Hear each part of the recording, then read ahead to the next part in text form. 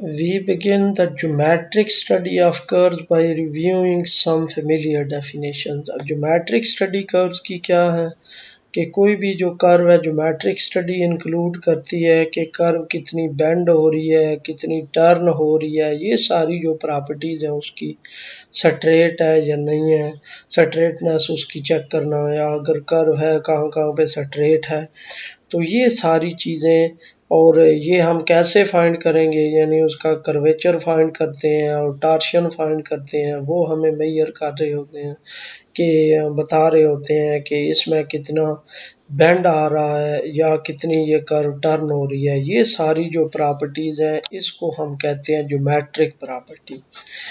Late alpha I to R cube be a curve. Suppose alpha एक curve है जो हमारे पास यानी किसी इंटरवल आई से आर क्यूब में, इसका मतलब ये है कि ये एक स्पेस कर्व है।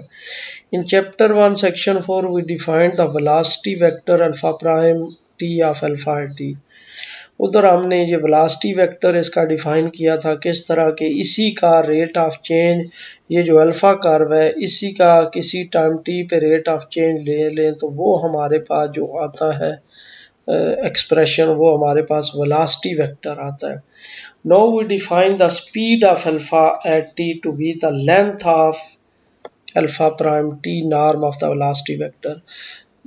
ये हम लोअर क्लासेस में भी आप पढ़ते रहे होंगे कि स्पीड वेलोसिटी, यानी स्पीड क्या, वेलोसिटी क्या होती है, rate of change of the displacement. Displacement यानी किसी भी डायरेक्शन में, ख़ास डायरेक्शन में जो रेट ऑफ चेंज है किसी का डिस्टेंस का, वो हमारे पास वेलोसिटी होता है। और स्पीड क्या होती है, rate of change of the distance.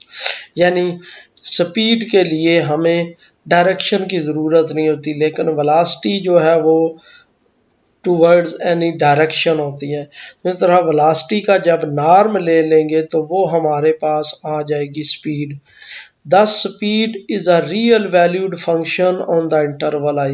क्योंकि हमारे पास जो नॉर्म होता है किसी वेक्टर का, ये एक रियल नंबर होता है। इसका मतलब ये है कि अब यहाँ पे अब जब t की वैल्यू चेंज करते जाएंगे तो डिफरेंट हमें रियल नंबर्स मिलते जाएंगे।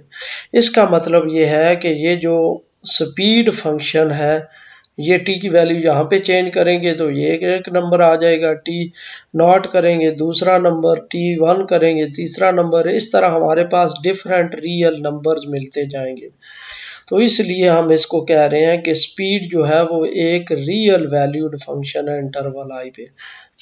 इन terms of the Euclidean coordinates, अब वेलोसिटी वेक्टर को ये कोई कर्व हो alpha is equal to alpha 1 alpha 2 alpha 3 alpha 1, इसका फर्स्ट कंपोनेंट आर क्यूब में अगर ले रहे हैं तो ये first component X component, Y component और जी कंपोनेंट होगा। किसी भी पॉइंट पी पे हम कैलकुलेट कर सकते हैं। तो जब इसका डेरिवेटिव लेंगे तो वो किसके इक्वल आ जाएगा, इसके जो यूक्लिडियन कोऑर्डिनेट फंक्शंस है अल्फा 1 अल्फा 2 अल्फा 3, इन तीनों को जब डिफरेंशिएट करेंगे विद रिस्पेक्ट टू टी तो ये हमारे पास अल्फा प्राइम टी आ जाएगा। और स्पीड का फार्मूला फाइंड करने के लिए हम क्या करेंगे जी, इसका नॉर्म लेंगे। और नॉर्म किसके इक्वल होता है जी, आप पढ़ चुके हैं इससे पहले वाली सेक्शन में कि v डॉट v का जो इनर प्रोडक्ट है उसका स्क्वायर रूट लें तो वो हमारे पास नॉर्म आ जाता है। जो जब उसका इनर प्रोडक्ट, इसका जब अल्फा प्राइम टी का इनर प्रोडक्ट ले, डॉट प्रोडक्ट लेंगे अपने आप के साथ, तो ये क्या आ जाएगा, D alpha 1 by D T whole square plus D alpha 2 by D T whole square plus D alpha 3 by D T whole square, और उसका स्क्वायर रूट ले लेंगे तो ये हमारे पास स्पीड आ जाएगी जी इस कर्व में। In physics, the distance traveled by a moving time is determined by integrating its speed with respect to time। क्योंकि आप देखें जब जो स्पीड होती है वो क्या होती है, rate of change of the distance, यानी ds/dt v के इक्वल होता है। और इसी तरह अगर s हम फाइंड करना चाहें, ds/dt is equal to v लिखा हुआ हो और s फाइंड करना चाहें तो कैसे फाइंड कर सकते हैं कि दोनों साइड पे इंटीग्रेट कर देंगे तो लेफ्ट साइड पे s आ जाएगा और राइट साइड पे जो v है उसका इंटीग्रल आ जाएगा a to b अगर हम स्पीड फाइंड करना चाहते हैं। तो यहाँ पे जो v है वो किसके इक्वल है, अल्फा प्राइम t का नॉर्म, ये जो हमने लिखा है। तो इसका मतलब ये है कि जो डिस्टेंस होगा या जिसको हम आर्क लेंथ कहेंगे, thus we define the arc length of alpha from t is equal to a to t is equal to b to the number a to b alpha prime t का norm dt। यानी arc length या distance किसी का, अगर हम suppose करते हैं जो कर्व है वो एक मूविंग पॉइंट है, मूविंग पॉइंट के तौर पे कंसिडर करें कि एक पॉइंट है जो मूव कर रहा है जी स्पेस में, तो वो जो पॉइंट मूव कर रहा है, जो पाथ फॉलो कर रहा है, हम उसको कह रहे हैं कि ये कर्व है। अब उसका जो डिस्टेंस हम फाइंड करना चाह रहे हैं मूविंग पॉइंट का ए से बी, तो उसको हम क्या कह सकते हैं कि ये आर्क लेंथ। और आर्क लेंथ को हम कैसे डिफाइन करेंगे, A to B alpha prime T का norm D T. Substituting the formula for alpha prime given above, we get the usual formula for arc length। यहाँ पे अल्फा प्राइम टी का वो formula put कर दें जो हमने ये कैलकुलेट किया हुआ है, यानी किसी कर्व के लिए पहले अल्फा प्राइम कैलकुलेट करें, फिर उसका अल्फा प्राइम का नॉर्म कैलकुलेट करें और अल्फा प्राइम का नॉर्म इधर पुट कर दें और ए टू बी इंटीग्रेट करें, तो हमारे पास उस कर्व की आर्क लेंथ आ जाएगी from point A to B. This length involves only the restriction of alpha defined on subinterval open interval to the closed interval। यानी ये जो हमारे पास ये लेंथ है ये उस अल्फा कर्व को रिस्ट्रिक्ट कर रही है कि उसकी जो है जो लेंथ है हम सिर्फ ये इस इंटरवल में दे रहे हैं, ए टू बी पूरी को हम नहीं मेजर कर रहे। Such a restriction is called the curve segment. ये जो हम रिस्ट्रिक्शन है यानी जो हमने पार्ट लिया है ए से बी, उसको हम क्या कहेंगे, curve segment. And its length is denoted by L of sigma. और उसकी जो लेंथ है वो इस तरह हम डिनोट कर देंगे, यानी वो जो कर्व सेगमेंट हमने लिया है ए से बी, उसकी जो लेंथ आएगी जो उतने तक आर्क बनेगी और उसकी जो लेंथ आएगी उसको कहेंगे L of sigma. Note that the velocity of sigma is well defined at the end points A and B of A B. यानी उसकी वेलोसिटी जो है, दूसरे लफ्जों में जो उसके टेंजेंट वेक्टर है उसके जो एंड पॉइंट्स हैं उस पे वेल डिफाइंड है, उस पे वो गिवन है। Sometimes one is interested only in the route followed by a curve and not in the particular speed at which it traverses its route। जैसा कि मैंने पहले बताया है कि कर्व क्या हम सपोज कर सकते हैं कि कर्व को ऐसे इमेजिन कर सकते हैं स्पेस में कि ये एक मूविंग पॉइंट है, कि एक पॉइंट कोई हमने लिया, कोई पॉइंटर लिया, तो हम कोई पॉइंट हमने फिक्स कर लिया और उधर से उस पॉइंट को मूव करवाते जाए, तो जहाँ तक ये मूव करेगा हम कहेंगे कि ये एक कर्व बन गई है जी स्पेस में। और अब वो डिफरेंट डायरेक्शन में वो पॉइंट मूव कर सकता है, तो कई दफ़ा हम ये इग्नोर कर देते हैं, यानी उसमें इंटरेस्टेड नहीं होते कि ये हम इसने कौन सा रूट फॉलो किया है, पार्टिकुलर के किस स्पीड से पॉइंट मूव किया है। सिर्फ हम इसमें इंटरेस्टेड होते हैं कि ये इसने कौन सा रूट फॉलो किया है, यानी कौन सी कर्व बनाई है, ना कि हम ये डिफाइन करते रहें या कैलकुलेट कर रहे रहें कि पॉइंट ने किस स्पीड से मूव किया और कौन सा रूट फॉलो किया। सिर्फ हम इसमें इंटरेस्टेड होते हैं कि किस रूट पे जो उस पॉइंट ने मूव किया है। तो one way to ignore the speed of a curve alpha is to reparametrize to a curve beta that has unit speed. एक इसका जो तरीका है कि हम कैसे सिर्फ उस रूट को कंसिडर कर सकते हैं, यानी उसकी जो स्पीड है उसको इग्नोर कर सकते हैं। हम कैसे कर सकते हैं जी, उसी कर्व को जो जितनी भी उसकी स्पीड बन रही थी हम उसको नॉर्मलाइज कर लें, रीपैरामीटराइज कर लें, एक ऐसी कर्व बना लें जो रूट वो ही फॉलो करे लेकिन उसकी जो स्पीड है वो यूनिट स्पीड हम ले लें। Then beta represents a standard trip along the route of alpha. तो ये जो बीटा कर्व है ये उसी ट्रिप को बता रहा होगा, वो जो अल्फा का पॉइंट ने मूव करके तो वो जो कर्व बनाई है ये बीटा भी उसी कर्व को रिप्रेजेंट कर रही होगी। सिर्फ बीटा और अल्फा का डिफरेंस क्या होगा कि बीटा की जो स्पीड है वो यूनिट स्पीड हम कंसिडर करेंगे। अब थ्योरम देखें जी, if alpha is a regular curve in R cube then there exist a reparametrization beta of alpha such that beta is unit speed. कि अल्फा अगर एक रेगुलर कर्व हो, रेगुलर कर्व हमने पहले डिफाइन किया है। रेगुलर का कर्व कौन सी होती है जिसमें उसके हर पॉइंट पे जो उसका वेलोसिटी वेक्टर है वो वैनिश ना हो रहा हो तो उसको हम कहेंगे regular curve.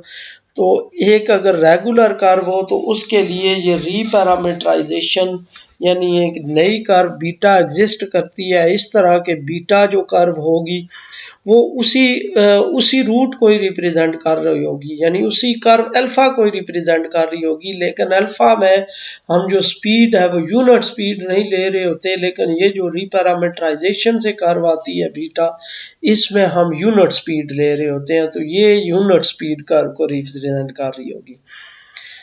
Fix a number A in the domain I of alpha I to R cube, यानी वो जिस इंटरवल में अल्फा डिफाइन हो रही है, आई इंटरवल जो हमने रियल लाइन पे लिया हुआ है जिससे पॉइंट हम लेके और उसके इमेजेस आर क्यूब में ले रहे हैं और आर क्यूब के इमेजेस को फिर जब हम कंबाइन कर रहे हैं वो हमारे पास जो कर्व बन रही है। अब उस इंटरवल जो डोमेन हमारे पास आई है उसमें कोई एक नंबर ए फिक्स कर लेते हैं and consider the arc length function.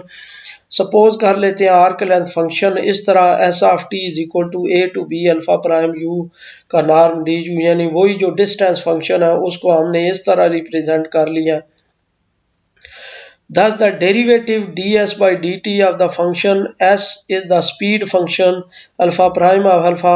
अब डेरिवेटिव जब लेंगे तो ये जो हमारे पास ds by dt होगा ये स्पीड फंक्शन आ जाएगा v, और इसको क्या कह देंगे अल्फा प्राइम का नॉर्म, क्योंकि उसी को इंटीग्रेट करने से हमारे पास ये चीज़ आ रही है। तो जब उसका डेरिवेटिव लेंगे ds by dt तो वो हमारे पास ये उसकी लेंथ आ जाएगी अल्फा प्राइम की जो लेंथ है हमारे पास वो आ जाएगी या उसका नॉर्म आ जाएगा। सिंस अल्फा इज रेगुलर, और रेगुलर क्योंकि अल्फा हमने सपोज की हुई है रेगुलर कर्व है, और रेगुलर कर्व की डेफिनेशन क्या होती है मैंने बताई है कि जिसमें उसका जो टेंजेंट वेक्टर है वो किसी भी पॉइंट पे वैनिश ना हो रहा हो। इसका मतलब यह है कि alpha prime is never zero. अगर अल्फा प्राइम जीरो नहीं है तो यहाँ से देखें जो अल्फा प्राइम अगर जीरो नहीं है, जो अल्फा प्राइम का नॉर्म है वो भी जीरो नहीं होगा। नॉर्म हमें पता है कि वो नॉन नेगेटिव होता है, यानी जीरो हो तो जीरो का नॉर्म जीरो होता है और अदरवाइज पॉजिटिव होता है। इसका मतलब ये है कि हमारे पास जो d S by D T है, क्योंकि d S by D T किसके इक्वल है अल्फा प्राइम नॉर्म के, तो इसका मतलब ये है कि D S by D t positive हो जाएगा। By a standard theorem of calculus. अब कैलकुलस का थ्योरम क्या है जी, ये देखें for functions of a single variable the theorem states that if f is a continuously differentiable function with non zero derivative at a point A, कि f अगर वो continuously differentiable function, continuously differentiable function का मतलब क्या है कि उसके हर point पे डेरिवेटिव एग्जिस्ट करता है और वो कंटिन्यूस है, और किसी पॉइंट पे उसका ए पॉइंट पे उसका डेरिवेटिव नॉन ज़ीरो हो तो फिर एफ जो है वो ए की नेबरहुड में इन्वर्टेबल होगा, यानी एफ का इन्वर्स एग्जिस्ट करेगा। The inverse is continuously differentiable, और जो उसका इन्वर्स होगा वो भी कॉन्टीन्यूसली डिफरेंशिएबल होगा। इसी तरह यानी हर पॉइंट पे उसका डेरिवेटिव एग्जिस्ट करेगा इन्वर्स फंक्शन का, और वो कॉन्टीन्यूस होगा। And the derivative of the inverse function at B is equal to F of ए,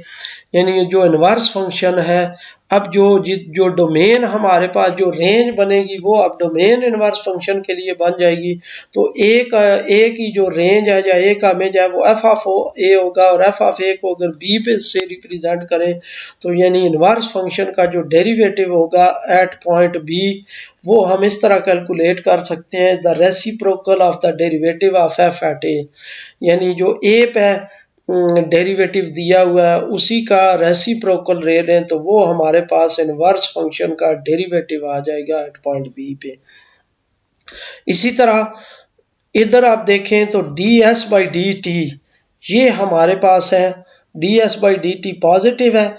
अब जो आर्क लेंथ फंक्शन है यहाँ से क्या पता चल रहा है, ये कॉन्टीन्यूसली डिफरेंशिएबल फंक्शन है, हर पॉइंट पे इसका डेरिवेटिव एग्जिस्ट करता है और कॉन्टीन्यूस है, तो इसका जो इन्वर्स है वो एग्जिस्ट करेगा t is equal to T of S whose derivative D T by D S at S equal to S of T is the reciprocal of D S by D T at T is equal to S.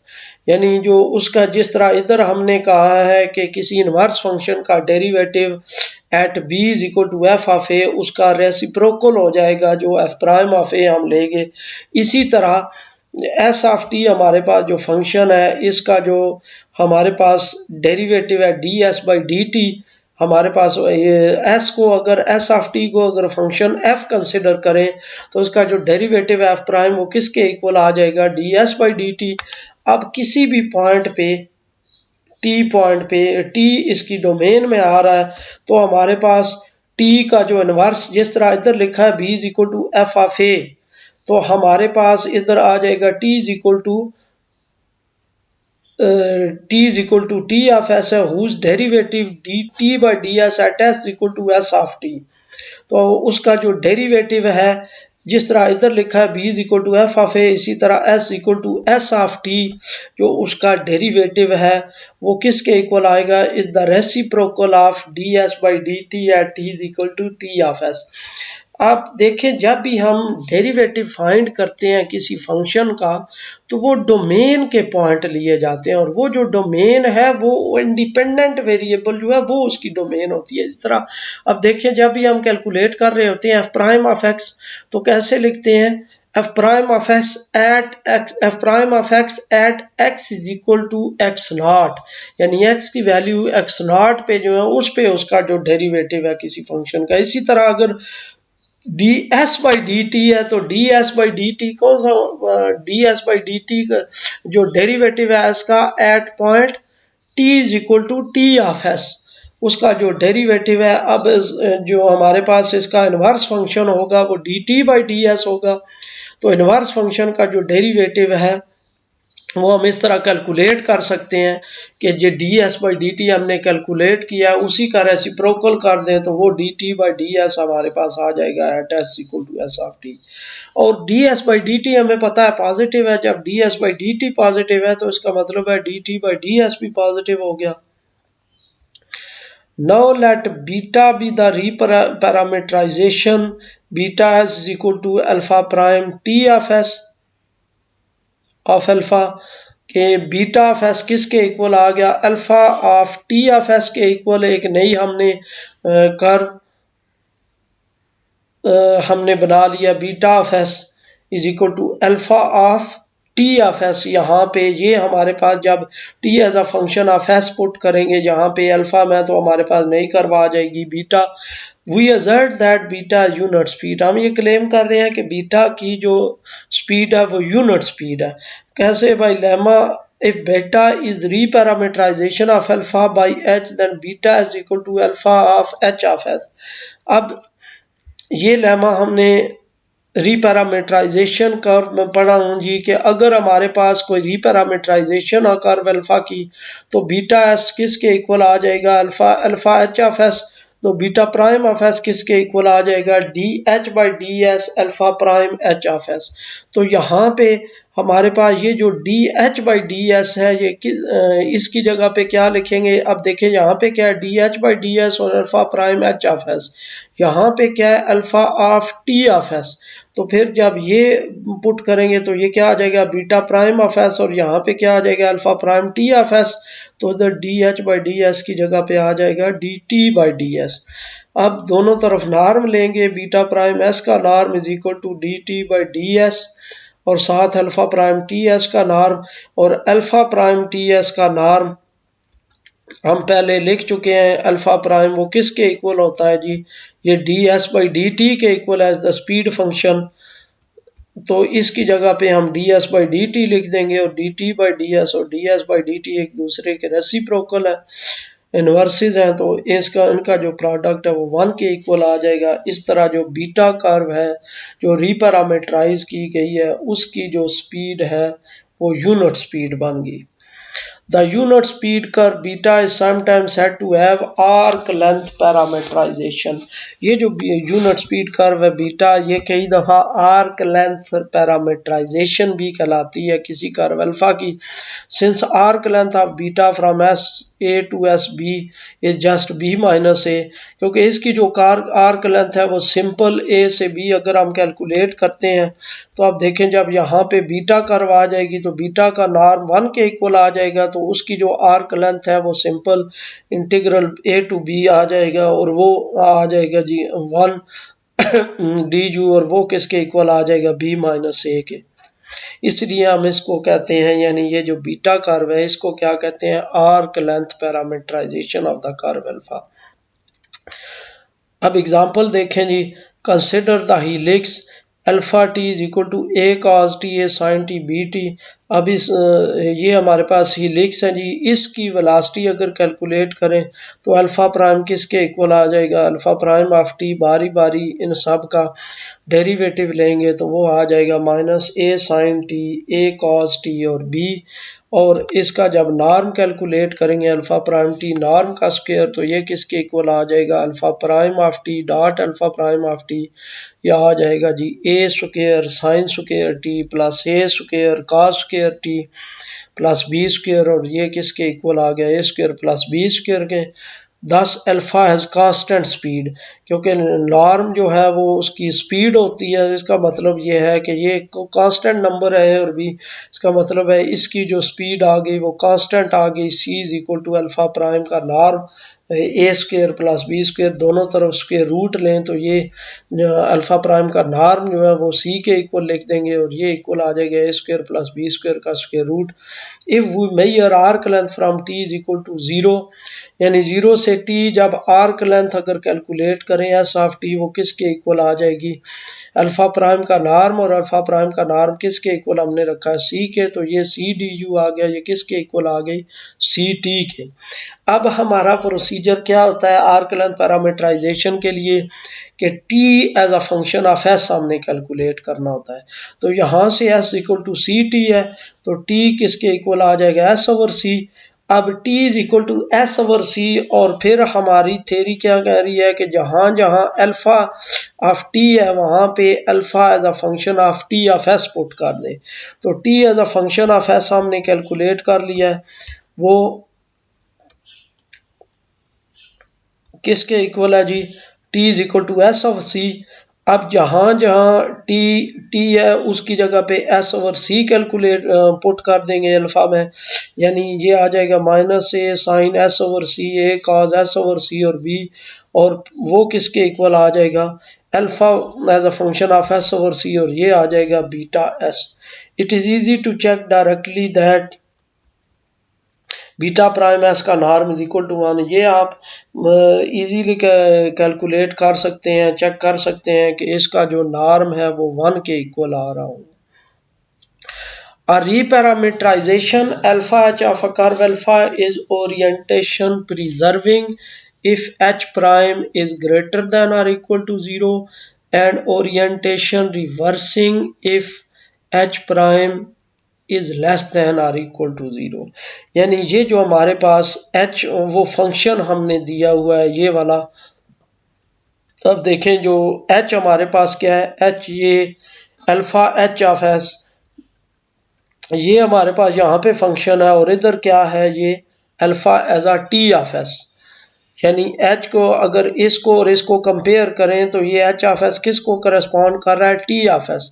और example में क्या है t of s, वो जिस तरह ये देखिए t of s equal to s over c, यानी अगर इसका ये डेरिवेटिव पॉजिटिव आ रहा हो तो हम कहते हैं कि ये जो रीपैरामीटराइजेशन है या पैरामीट्राइड कर्व है ये ओरिएंटेशन प्रिजर्विंग है।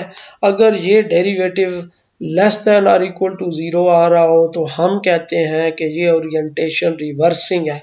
अब ओरिएंटेशन प्रिजर्विंग और ओरिएंटेशन रिवर्सिंग का मतलब क्या है, पहले तो ये है ओरिएंटेशन प्रिजर्विंग। ओरिएंटेशन का मतलब क्या है कि जहां से कर्व स्टार्ट हो रही है।